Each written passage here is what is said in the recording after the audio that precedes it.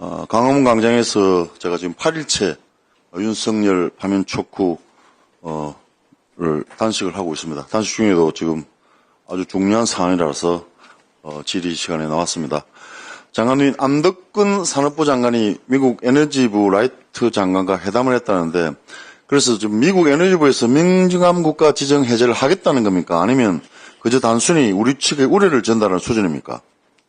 1월 15일에 지정을 했고 4월 15일 날 이상이 다른 진전이 없으면 4월 15일 날 발효가 돼 있도록 규정이 되어 있는 걸로 알고 있습니다.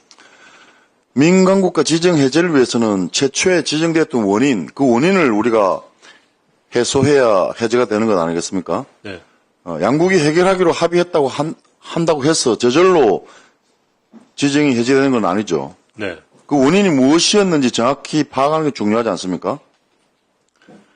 외교부에서는 민간국가 지정이 에너지산하연구소에 대한 보안 문제 때문에 지정이 됐다고 하는데 그 보안 문제가 정확히 뭡니까? 다 아시겠지만. 아니요. 미국은 구체적인 사례와 그 특정된 사례를 가지고 설명하지 않았습니다. 그냥 그렇게 설명을 해왔을 뿐입니다. 미국 아이다호 국립연구소 직원이 원자로 설계 소프트웨어를 빼돌려서 한국행 비행기를 타려다가 걸려서 체포됐다. 그리고 외국 정부와 통신했다.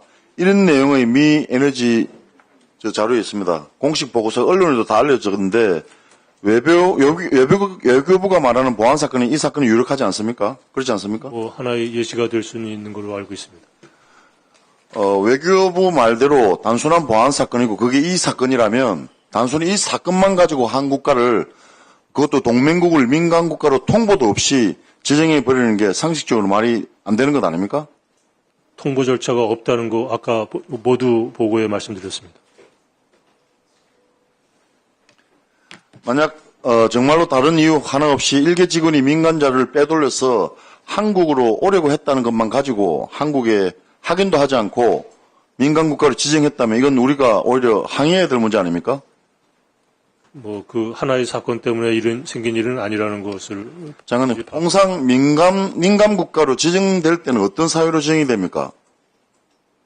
거기 미국 관계 규정에 와 있는 그 여러 가지 사유의 그 분류, 아까 말씀드린 몇 가지 분류에 따라서 거기에 해당되는 나라들을 지정을 하고 그에 따라 관찰을 하는 걸로 알고 있습니다. 예, 민간국가 지정되는 하는 사유는 국가안보, 경제안보, 위협, 핵비 확산, 테러 지원, 지역 불안정 등의 사유로 지정이 됩니다. 지역 불안정은 이미 지금 없는 규정인 것으로 알고 있습니다.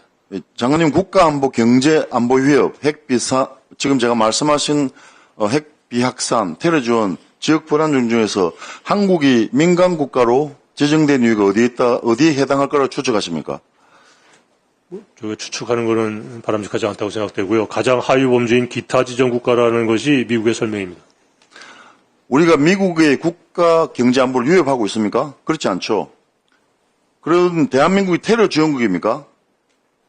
아니죠. 네. 그럼 유추를 해봅시다. 공개된 감사 보고서를 보면 연구소 직원이 민간 자료 들고 한국행 비행기를 탔고 외국 정부와 소통했고 그래서 잘렸다는 건데 이 보안 사건이 개인적인 일탈 정도의 보안 사건이라면 미국도 소통 창구를 통해서 산자부와 가계부에 알리고 조치를 취했을 텐데 그렇지 않았던 거잖아요. 어떻게 우리 동맹국인 우리에게 아무 통보도 없이 민간 국가 리스트에 등재를 할 수 있습니까? 이런 의미는 더 큰 문제가 있는 것 아닌가를 유추할 수 있는 겁니다. 그건 아시죠? 민간 국가 중에 협정을 맺은 동맹국은 우리나라뿐인 것은 알고 계십니까? 전체. 민간 국가에 지금 어떤 나라가 있는지를 아무도 모릅니다. 한국이 지금 들어가 있다는 것만 저희들이 확인했을 뿐이죠. 어떤 나라가 지금 리스트에 올라가 있는지는 지금 추측이 가능하잖아요. 때문에. 추측이 가능한 이야기 아닙니까? 제 말은 23년도 자료만 하더라도 동맹을 맺고 있는 아무도 없습니다. 그것조차 미 에너지부가 확인하지 않은 상황입니다. 23년도 정확한 자료에 의하더라도 그렇잖아요. 그러니까 제 말은 그 리스트만 보더라도 제가 볼 때는 동맹국은 우리나라뿐입니다. 유출하려고 한 정보가 원자로 설계 소프트웨어고 또 이건 수출 금지 프로그램입니다. 그러니 민간국가 지정 사유 중 핵 비확산 문제에 걸릴 수도 있는 것 아닌가 의심이 드는 거죠. 그래서 왜냐면 우리가 테러국가, 위험국가는 아닐까요? 이런 의혹이 드는 것은 결국 윤석열 정권이 그동안 해온 행위 때문이 아닌가 생각합니다. PPT 한번 떼어주십시오. 윤석열과 여당은 집권 초기부터 계속 자체 핵무장을 주장해 왔습니다. 2023년 1월에 대통령이 공식적으로 자체 핵무장을 거론합니다. 2023년 4월에는 1년 안에 핵무장 할 수 있다고 발언도 합니다. 그 다음 PPT 보여주십시오. 김용현 국방부 장관 후보자일 때 김용현은 독자 핵무장을 거론했습니다. 그런데 덜컥 민간 국가 지정이 되었다니 이게 단순한 지지자들의 결집을 위한 정치적인 메시지가 아닐 수 있겠다고 싶은 겁니다. 윤석열이 진짜 뭘 하려고 했었나? 미국에서 그래서 정보를 빼돌리려고 했나 하는 의심이 드는 겁니다.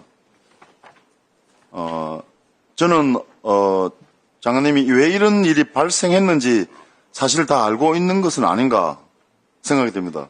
모른 척 하는 건 아닙니까? 아닙니다. 제가 국회 와서 그렇게 할 수 있겠습니까? 예. 국회에서는 윤석열이 핵무장에 대한 어떤 실질적인 행위를 했는지는 알 수 없습니다. 그리고 진짜 핵무장 했나 안 했냐 공개적으로 따질 수도 없습니다. 우리 국익이 걸려 있습니다. 그런데 장관님 만약 실제로 그런 것이 있다면 모든 걸 중단해야 됩니다. 그렇지 않습니까? 그렇지 않고는 이 문제는 해결될 수 있는 문제가 아니라고 생각합니다. 그렇게 이 점 명심해 주시기 바랍니다. 핵무장 문제 관련해서.